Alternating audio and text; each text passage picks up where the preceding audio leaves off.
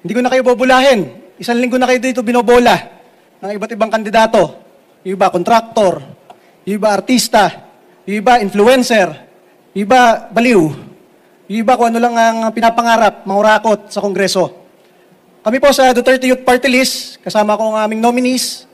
Ang masabi ko sa inyo, hindi na namin kailangan mangako.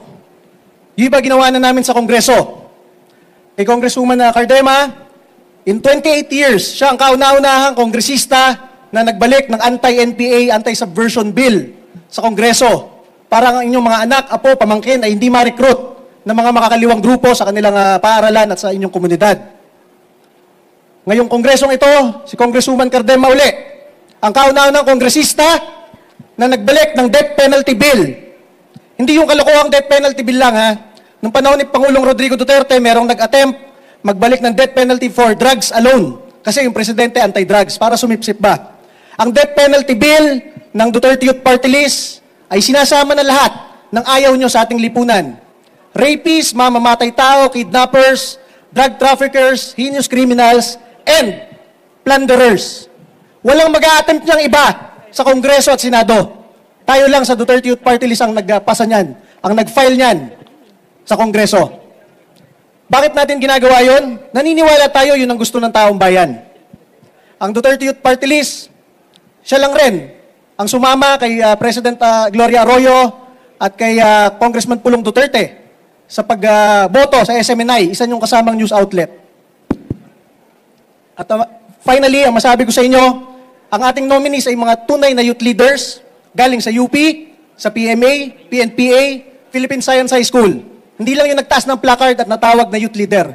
Ang ating mga kasamahan dito, kaklase ng mga tinyente, ng pulis at sundalo, kaya alam nila kung anong pakiramdam ng mga sundalo na ayaw sa peace talk at gusto matapos na ang laban sa NPA. Muli, mula po sa Duterte Youth Party List, kami po ay nagpapasalamat sa opportunity ito. Maraming salamat po.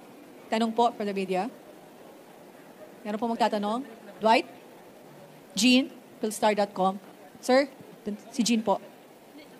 Sir, can you just list Dwight, your enumerate your nominees? Congresswoman Cardema, who is a reservist officer, Vice Chair of Defense in Congress and is from UP. Ron Bawalan, who is from the Philippine Military Academy. Berlin Lingua, who is from the Philippine National Police Academy. Bea Lapitan, who is from the Philippine Science High School, and others, madami.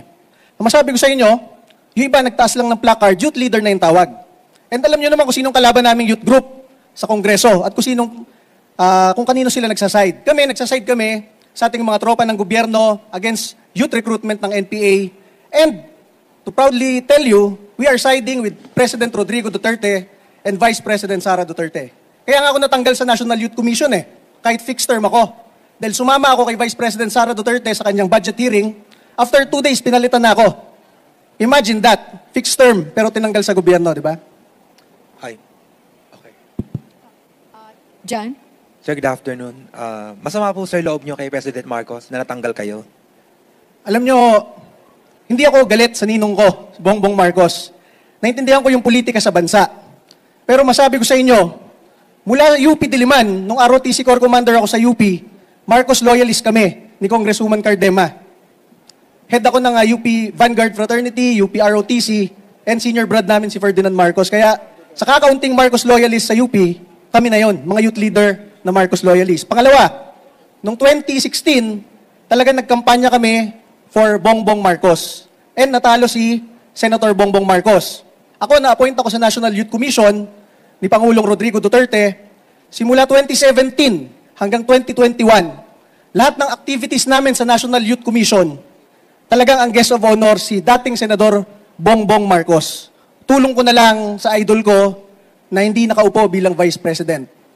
Umaten kami ng lahat ng patawag nila, dinner, Christmas parties, and maalala ko, yung kaisa-isang Christmas party nila during pandemic, isa lang congressman ang umattend. Duterte Youth Party List Congresswoman Cardema and our family. Noong 2021, dahil kinakapatid ko si Sandro, Duterte Youth Party List allocated our assistance funds to Ilocos Norte para tulungan si Sandro. Talagang Marcos loyalist kami. Nangangampanya kami and lahat ng effort ginawa namin dahil naniniwala kami kay Senador Bongbong Marcos at kay Pangulong Rodrigo Duterte. From 2016 to 2022, ang ating gobyerno ay full of appointees ng Pangulong Duterte na Duterte Cayetano. Noong 2016, Duterte Marcos talaga kami. So masabi ko sa inyo, yung pakiramdam namin nung tinanggal ako ni Pangulong Bongbong Marcos, sa tingin ko sa buong gobyerno ng Republika ng Pilipinas, ako lang yung nakikipag-away sa mga makakaliwang kongresista. Lahat ng kaya ko itulong mula National Youth Commission, itinulong ko sa aking idol, sa aking ninong, Bongbong Marcos. Hindi ko naisip na yung magtatanggal pa pala sa akin sa NYC nung naupo na ay si Pangulong Bongbong Marcos. To think na he is the author of the NYC law. Siya yung naglagay ng fixed term provision sa NYC law. For 28 years, walang presidente na umupo ang nag-attempt na palitan yung mga opisyal ng NYC dahil merong fixed term provision ang NYC law ni Congressman Bongbong Marcos. Ang kauna-unahang nag-violate ng batas ni Bongbong Marcos ay si Bongbong Marcos. To think, napaalis na ako in 3 months' time after paglilingkod ng 6 na taon sa National Youth Commission, wala kayong mahahanap kahit bahid ng korupsyon kahit piso sa NYC.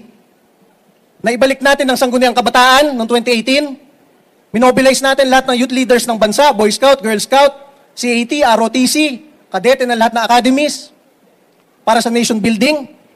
Humina yung youth recruitment ng NPA sa 5 taon ni Pangulong Duterte. Mula 89 guerrilla fronts, 7 na lang ngayon. Wala na yung mga balangay, pulutong. Nag-contribute tayo, nag-extra effort tayo para sa nation building at paglaban sa NPA. Yun ang aking overtime job sa NYC. Anong binigay sa akin after 6 years of good service sa National Youth Commission na yun yung ahensya na ipinantulong ko kay Senador Bongbong Marcos? Tinanggal ako. 3 months paalis na ako. Wala man lang pasabi. Sana ko sinabihan ako, Ronald, mag-resign ka na kasi Duterte ka. Okay lang. I will abide by the guidance of President Marcos. Hindi, nalaman ko na lang sa balita, pinalitan ako. In violation of his own law. Kaya masabi ko dyan, kung kayang baliwalain, labagin ng Pangulong Bongbong Marcos yung kaisa-isa niyang sikat na batas, NYC law, what more for other laws and rights of the Filipino people? Yan masabi ko, yun ang sa loobin ko na hindi ko nasabi. Kung ano yung itinulong ko kay Pangulong Bongbong Marcos nang walang kapalit, mula National Youth Commission, mga youth events namin, siya ginagawa namin bisita, pinagmamalaki namin siya, siya pa pala yung tatanggal sa akin. Ako naniniwala, madami lang nagsulsol kay Pangulong Bongbong Marcos at siguro bilang presidente, busy na siya sa napakaraming problema ng bansa. Pero sana man lang, pinag-resign na lang ako. Hindi yung nag-violate pa ng batas, di ba? One last quick question. Ms. Bless from Business Mirror. Go ahead, Iha. Hello, good afternoon. Gusto ko lang tanongin na if mabigyan ulit kayo ng another term sa House, do you think makaka-affect yung pagiging Duterte supporter nyo sa pakikipag-work sa Marcos admin, given na may alitan sila recently? Thank you.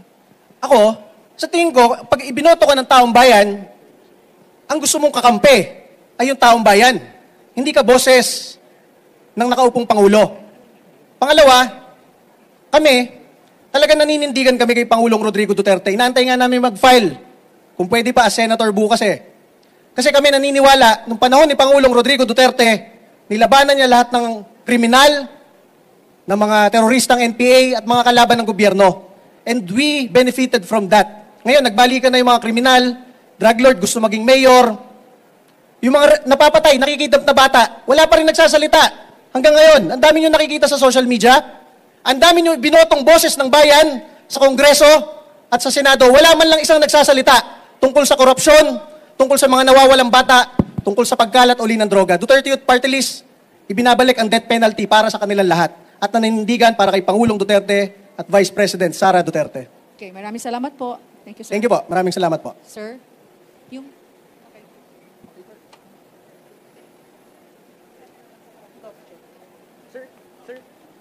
Sir, spokesperson po kayo ngayon ng Duterte. Chairman ng Duterte.